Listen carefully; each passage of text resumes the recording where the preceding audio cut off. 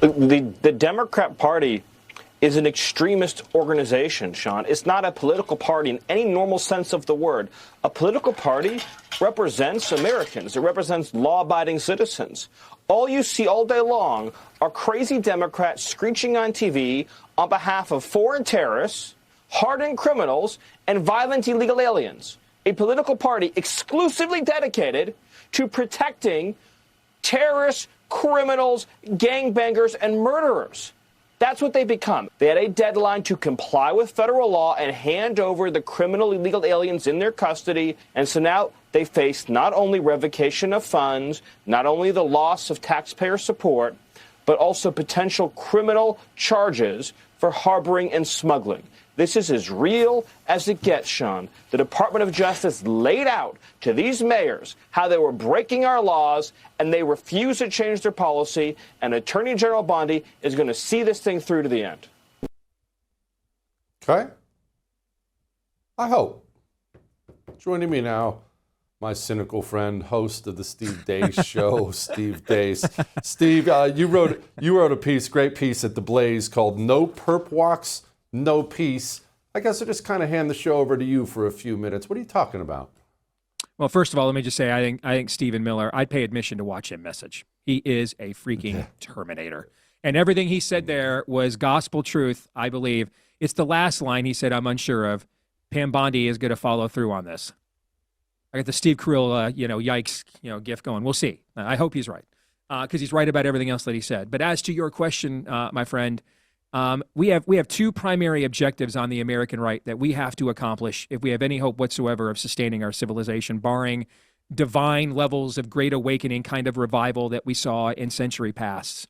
Number one is our red states, and you and I have talked about this over the years many times. Red states, like where you live in Texas, have to be every bit as red, at least as the blue states are blue. We are finally starting to make some of those moves, what you've seen DeSantis do in Florida, what our governor, Kim Reynolds, has done here. What's going on in your state right now, where we're going to gerrymander even just as hard as they do in some other places. That needs to happen. That's just the beginning steps of what that means. But we're at least somewhere on that path. The second thing we have to do, though, and I know that you're harping on this a lot, and you're right to do so, we have to create mutually assured destruction deterrents in our system. Since we're no longer united by a social compact, we are not an e pluribus unum anymore. The Constitution is a dead letter. It's an impediment to the American left. They have filed for divorce. They're trying to now use the courts to take our kids, quite literally, and leave us with nothing, leave us bankrupt. All right? And since we are living with them in this landmass, and there's no immediate way around that, then we have to create, if we're not going to be bound by love, then we're going to have to be bound by mutual fear. And if you go back to the Cold War with the 80s, the main reason for the arms race under Reagan is because in the 70s, the U.S. was so weak that some of the crazies in the Kremlin began thinking they could actually win a nuclear war, that they could push a button first and we would surrender rather than push back. And Reagan wanted to send a message to them, no, we will send it too. You may win a nuclear war, but congratulations. All you are now is king of a radioactive anthill where the earth once stood. And that created a mutually assured destruction deterrent. We don't have that right now. Like Kash Patel going on Fox News last night and to say, hey, we've got evidence that the entire Mar-a-Lago raid was unlawful, Jesse. Well, listen, if it wasn't lawful, then it was unlawful. And people that do unlawful things are called criminals. You're the head of the FBI. Arrest them. We have to show you do not get to put our people in prison for praying. You do not get to try and take $500 million away from a presidential candidate. You don't get to raid him in the dead of night like you're some kind of, KGB agents. You don't get to do these things without stiff punishments and penalties. When we have the power, we will do this to you and your interest just the same. Without that mutually assured destruction deterrent, then we have no hope of sustaining our way of life, short of the kinds of chapters in history books that, frankly, guys like you and I don't want to see, because we're too old to be fighting those chapters, Jesse. It's going to be our sons that are going to have to go out there and do it in our place. We don't want to subject them to that. And in order to avoid that, then we have to deploy mutually assured destruction. We must punish our enemies when they're wicked. We must. So, Steve, will we? Because this is my problem. I mean, everything you just said is completely on point, as per usual. But, you mentioned Texas. We had these Democrats violate the law, flee Texas, and for a solid week every Republican from our governor on down made every threat under the sun. We're going to imprison you. We're going to fine you. We're going to vacate your seat. We're going to do this. We're going to do that. I'm going to do this. I'm going to do that. And they came back and not a single threat was followed through upon. I am told that there are all these indictments coming. Everybody from J.D. Vance on downs on television saying when it comes to the Russia hoax stuff, indictments are coming, indictments are coming. I anticipate a lot of indictments. I am not naive. I understand these things take time, but when?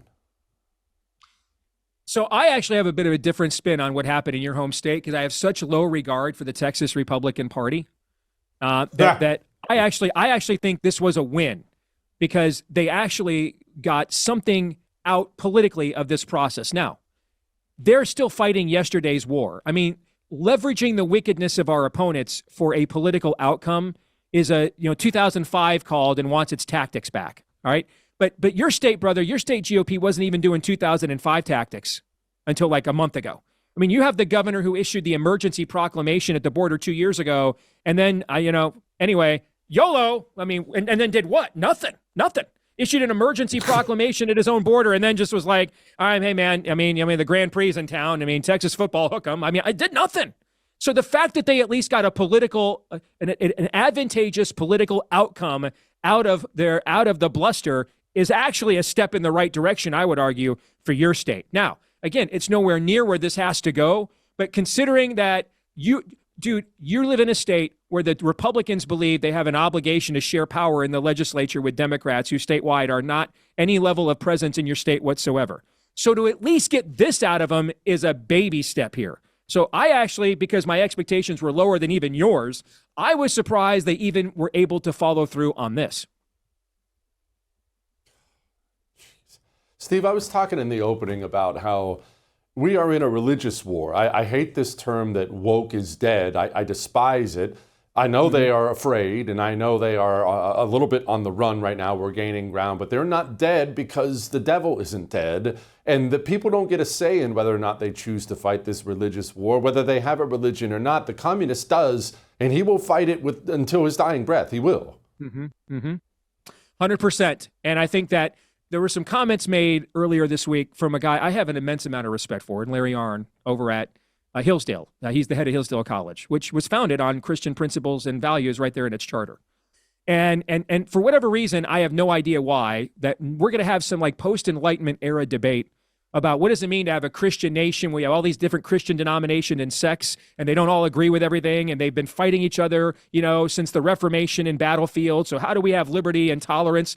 Dude, again, you're either too early for that conversation, Larry, or it's too late, all right? 40,000 Muslims. I don't know how much your audience knows the geography of Michigan. I'm guessing as a Buckeye, you don't know much about it, all right? But Dearborn, Michigan, the suburb of Detroit, is barely an hour from where Hillsdale College is.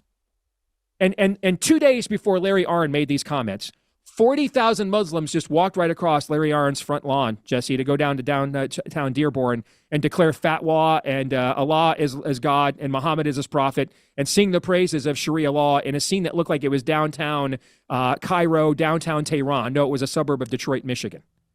Folks, we don't have time for the arguments about how we live together and how much we invoke our religion and faith in our institutions, because they're using our institutions to invoke their religion and faith. The era, it's not the 18th century, it's not the 17th century, the esoteric philosophical debates coming out of the Reformation, and now we have democratic processes for the first time, and what's it mean to have individual liberty and yet an all-powerful God? Folks, we can't agree on what God is. This is more like when Charles Martel and the Pope got together to form the Holy Roman Empire because the Muslims just took Vienna and they're a block away from Paris. That's the era we're in right now. Know what time it is.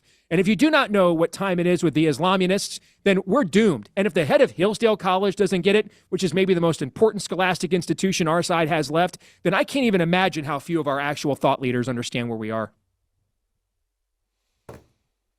Steve, as always, my brother, thank you. I appreciate you. I would thank you for coming to my YouTube channel, but I know how brilliant it is, and I know you love it here. So subscribe and watch. We're going to start really ramping things up and putting some funny stuff, some interesting stuff out there, some collaborations. Either way, my YouTube channel is officially the place to be. So stick around.